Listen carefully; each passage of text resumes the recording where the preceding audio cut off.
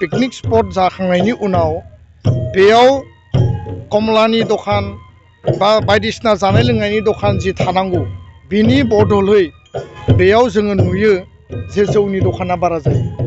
माने लाख'थ्र' हायै माने जौनि दखान आरो जोंनि मानसिफोरा थांनाय समाव मोजाङै थाङो, फैनाय समाव गारिनि जाब्रबथाय एक्सिडेन्ट जायो आरो गोबां माखासे जानाङै जायफोर जाथायफोर बे जाथायफोरा जानायनि थाखाय समाजाव माखासे गाज्रि थासारि सोमजियो, सोरनिबा जिउ खहा जायो, सोरनिबा जिउआ आस'खान्दायै अबथिरायै गोमालाङो। बेयाव सुबुं माहारिया जे मोनसे गावनि मोनसे नेचार माखासे समाव जोङो दुखुआव थायो, माब्लाबा जोङो खुसियाव थायो बा रंजायो।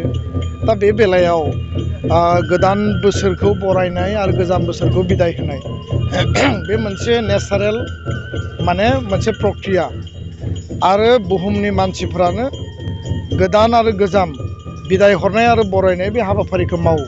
बायदिसिना पन्थानि पद्धतिनि गेजेरजों बयबो वेलकाम खालामो आरो बिदाय हरो।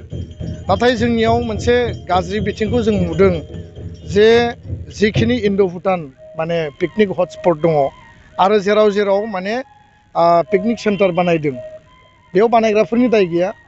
बिथांमोना माखासे इनकाम जेनेरेसन आरो बे जायगाखौ हाइलाइट खालामनो थाखाय बेखौ पारमिसन लानानै खालामदों।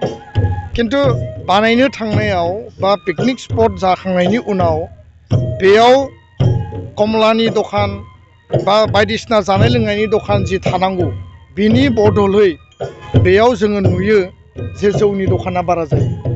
माने लाख'थ्र' हायै माने जौनि दखान आरो जोंनि मानसिफोरा थांनाय समाव मोजाङै थाङो, फैनाय समाव गारिनि जाब्रबथाय एक्सिडेन्ट जायो आरो गोबां माखासे जानाङै जायफोर जाथायफोर बे जाथायफोरा जानायनि थाखाय समाजाव माखासे गाज्रि थासारि सोमजियो, सोरनिबा जिउ खहा जायो, सोरनिबा जिउआ आस'खान्दायै अबथिरायै गोमालाङो।